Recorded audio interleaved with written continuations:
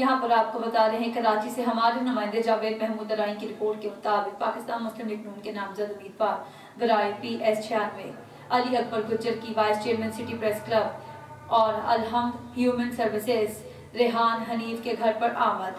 پاکستان مسلم league نون کے نامزد امیدوار برائے PS96 علی اکبر گجر نے الحمد ہیومن سروسز باغ کورنگی کمیٹی کے عہدیداران سے ملاقات کی۔ الیکشن کے حوالے سے گفتگو ہوئی۔